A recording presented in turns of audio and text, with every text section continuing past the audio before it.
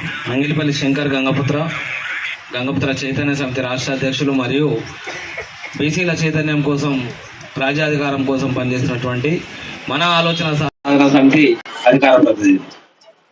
ఈరోజు చేతి వృత్తిదారుల మహాధర్నాకు చేతి వృత్తిదారులు అంటే సనాతనంగా సంప్రదాయంగా కుల వృత్తిదారులుగా ఉన్నటువంటి బీసీలు.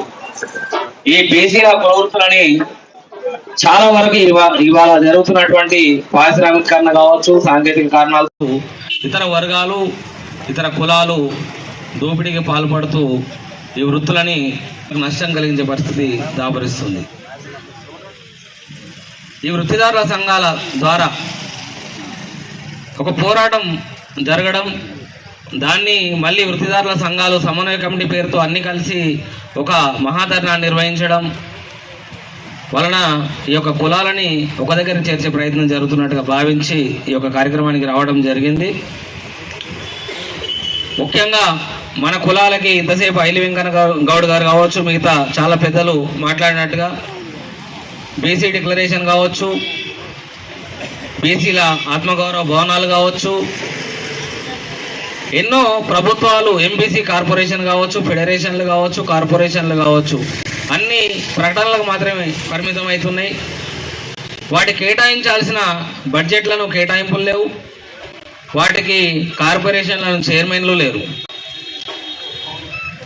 అధికారము మనము ఓట్లన్నీ మన వర్గాల దగ్గర ఉన్నాయి, అధికారం మాత్రం 2%, 5% ఉన్న దగ్గర ఉన్నది.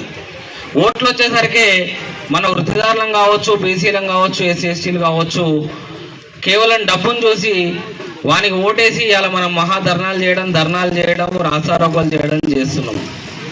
మన జాతుల లోపల, మన వృత్తిదారుల లోపల ఓటు చైతన్యం రావాల్సిన అవసరం ఉన్నది. మనం ఇంకెంతకాలం ఓటేసే యంత్రాలుగా ఉంటాం, ఇంకెంతకాలం మనం ధర్నాలు చేస్తాం. వాడెవడో 19 మంది ఎమ్మెల్యేలేమో బీసీలం ఉంటాం, 2%, 5% ఉన్నోడేమో 47, 50 మంది ఉంటారు. కాబట్టి దీంట్లో మార్పు రావాలంటే మన వృత్తిదారులం కావచ్చు, కుల సంఘాలం కావచ్చు, ఒకటి కావాల్సిన అవసరం ఉన్నది.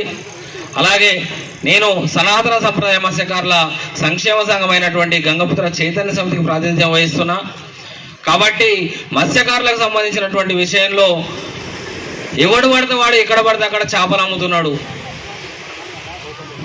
ఎవరికైనా కేవలం సొసైటీలో సభ్యత్వాలు ఉంటే మాత్రమే చేపలు అమ్ముకునేలాగా చేయాలి.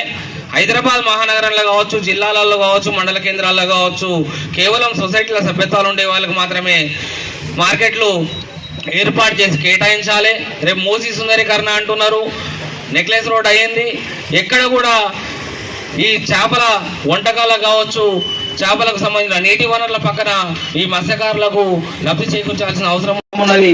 అక్కడ ఖచ్చితంగా ఈ సొసైటీలకు ఉన్నటువంటి సంప్రదాయ మత్స్యకారులకు మాత్రమే హక్కులు కల్పించాల్సిన అవసరం ఉన్నది. అలాగే ఏదైతే బీసీ సంఘం అంటున్నామో, బీసీలుగా మనం ఏకం కావాలనో ఆ దిశగా వచ్చే నెల 19 తారీఖున ఎగ్జిబిషన్ గ్రౌండ్ లో బీసీల జన జాగరణ జాతర పేరుతోటి ఒక మహా సభ నిర్వహించబోతున్నది మన ఆలోచన సాధన సమితి. ఆ యొక్క కార్యక్రమానికి మనం ఉన్నటువంటి వాళ్ళం మన వృత్తి పరికరాలని, మన 130 పైగా ఉన్న కులాలని మన బ్యానర్ల ద్వారా, ఇదే ఏ విధంగా అయితే బ్యానర్లు కట్టుకున్నారో ఈ విధమైన బ్యానర్ల ద్వారా మన కులవృత్తి పరికరాల ద్వారా మన కులాలమందరం ఒక్కటైతున్నాము అని చూపించే విధంగా మీ యొక్క కులాలమందరం కూడా ఆ యొక్క బీసీ జనజాగరణ జాతరకు రావాల్సిందిగా ఈ వేదిక ద్వారా మీ అందరికీ ఆహ్వానం పలుకుతున్నాం. అలాగే ఇటువంటి ధర్నా కార్యక్రమాన్ని స్వీకరించినటువంటి ఎంవి రమణాండ గారు కావచ్చు, లిల్ల బాలకృష్ణ గారు కావచ్చు, పెద్దలు పైల ఆశయ్ గారు కావచ్చు, మిగతా అందరు నాయకులకి మన ఆలోచన సాధన సమితి తరఫున, గంగపుత్ర చైతన్య సమితి తరఫున సంఘీభావం తెలియజేస్తూ అవకాశం